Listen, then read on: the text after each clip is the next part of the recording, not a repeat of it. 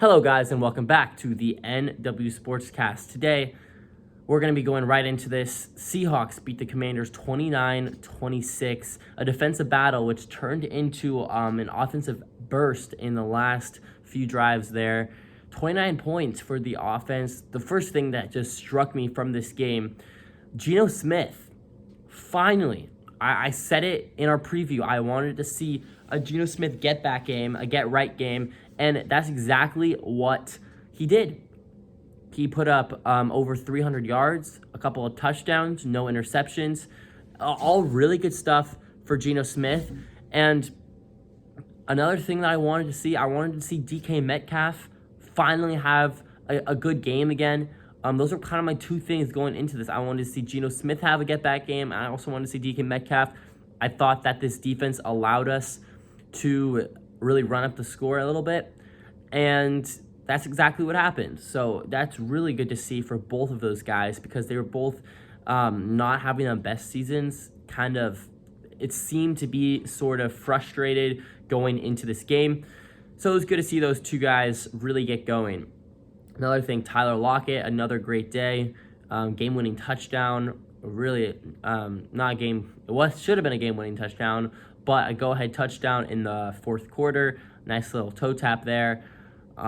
Really disappointed in the defense in the fourth quarter there. They played really well in the first three quarters. Mafe, another sack. That's 7 straight, the most in franchise history for consecutive games. He's killing it right now. Leonard Williams, he got a sack for the Seahawks. He made his first big impact play. We were getting to the quarterback all night long. Really had to make Sam Howell scramble a lot. Although I do have to give some credit to Howell. He rushed to the right, got rid of the ball, made the defenders miss. Kind of read the defense pretty well, I would say overall. I don't know if we made Sam Howell look good, but Sam Howell, I left that game thinking he's not a bad quarterback. He really isn't. So I think he should have a job in the NFL for quite a few years if it's a starter or a backup. Either way, Sam Howell played pretty well today. And in the fourth quarter there, game on the line, up a touchdown. The Seahawks defense could not get it done, which is super frustrating. It's hard to see a defense that played really well all game long just not come up with the opportunities that was presented to them. I believe it was Diggs could have caught an interception to end the game. There was a few missed tackles. I think Jamal Adams missed a tackle. We made Sam Howell look like Patrick Mahomes out there in the last drive. Pushed third, fourth down a few times, couldn't get it done. So that was really frustrating to see, and I fully expected the offense to not able to get a field goal there. And there was 40 seconds left. I didn't expect anything, but they get it done. DK Metcalf, again, I talked about him earlier. He looked really, really good today.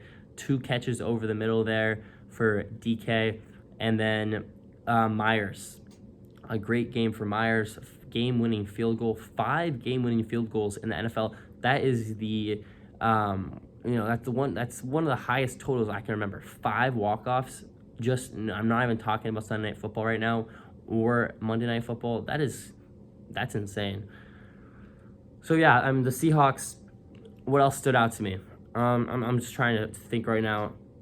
Charbonnet almost outrushed Kenneth Walker, which was one of my things that I thought might happen. Kind of my bold take, you could say, in the preview show was I thought Charbonnet was going to outrush K9. He almost did. K9 didn't look great running the football, to be honest, but he did have an amazing catch and run down the right sideline all the way to the end zone, which kind of made up for that. It was like 60 yards with the tutty. That was a game-changing play.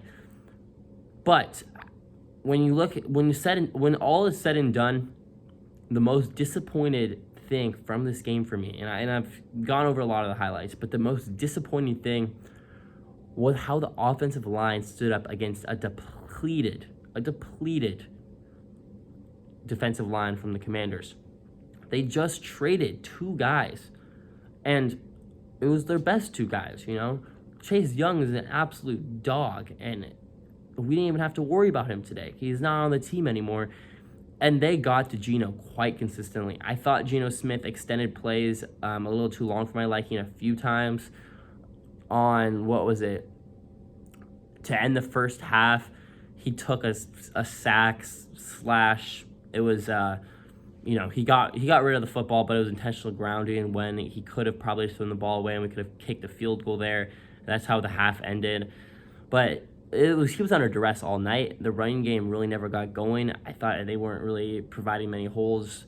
Kind of disappointed as far as that respect goes. There was no need for Geno Smith to be as pressured as he was in this game.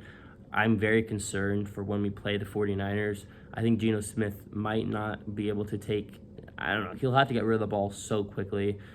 It was nice to see the ball thrown downfield a few times this game. That was good to see. That's something I've been begging the Seahawks to do for this whole year. It feels like we're just not utilizing the length of the field at all. Seems like everything is below the sticks and just in between the numbers, and I don't know. It's really good to see.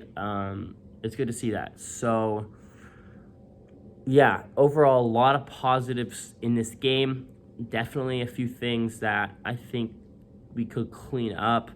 I'm not going to be ecstatic about this one, but a win's a win. I knew this game was going to be tough. The Commanders, well coached, not much talent, but they're going to play hard every time. That's exactly what they did.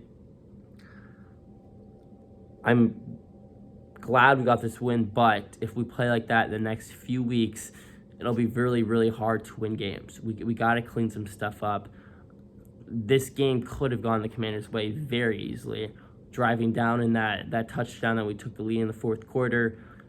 Fourth down, Geno Smith throws a ball about a foot over DK's head, and we get kind of bailed out on impeding the passer or impeding the wide receiver's movement call or something.